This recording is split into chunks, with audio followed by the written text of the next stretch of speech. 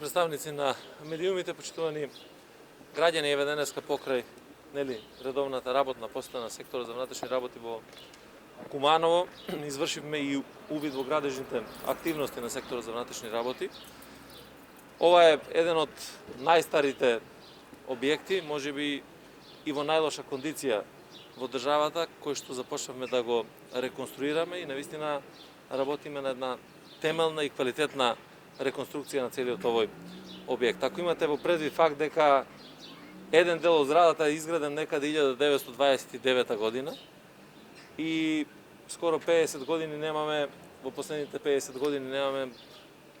никакви реконструкции или многу мали реконструкции на овој дел, покажува дека навистина треба сериозно да се зафатиме со реконструкција и токму заради тоа сме посветени во овој период покрај другите објекти кои што ги работиме на територијата на целата држава, да го завршиме и објектот на секторот за внатрешни работи во Куманово. Ние досега имаме реконструирано за овие 3,5 години некаде околу 54 објекти, додека сега во моментот работиме на 4 објекти, тоа е секторот за внатрешни работи во Куманово, тоа е оделението за внатрешни работи во Дојран, оделението за внатрешни работи во Ресен и полициското оделение во Маврово Ростуше. Сите овие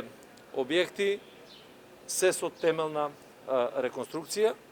Овде веќе еден дел од објектот е завршен.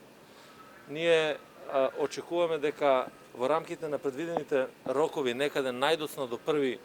август да заврши целосната реконструкција. Тоа значи промена на кровната конструкција на секторот за внатрешни работи во Куманово, изработка на термичка фасада, промена на сите прозорци со нови ПВЦ прозорци, реконструкција на сите тоалетни јазли, реконструкција на подови, реконструкција на внатрешноста на објектот, целосна реконструкција на инсталациите, значи електрична инсталација, водоводна инсталација, канализациона мрежа и паралелно со ова се подготвува гасификација на секторот за внатрешни работи во Куманово. Денеска е меѓународен ден на енергетската ефикасност и токму по тој повод сакавме да извршиме увид во работењето заради тоа што најголемиот дел од зградите кои што ги реконструираме со квалитетни материјали кои што се добри, односно материјали кои што одговараат на заштита на животната средина и на здравјето на граѓаните и материјали кои што нудат енергетска ефикасност. Таква и ова зграда денеска. Впрочем, се трудиме да покрај создавањето на добри услови за полициските службеници, користиме и вакви материјали кои што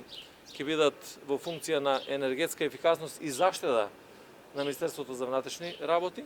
меѓутоа и даваме придонес кон заштита на животната средина. И токму затоа примерот може да биде и секторот за внатрешни работи во Куманово, во кој што започнуваме со гасификација на целиот овој објект и на тој начин да допринесеме и кон оваа цел да ја заштитиме животната средина. Така да најавувам дека ние и понатаму ќе продолжиме со вакви активности и на создавање на подобри услови за работа и на поголема опременост на македонската полиција, се со цел да имаме и подобра безбедност на граѓаните.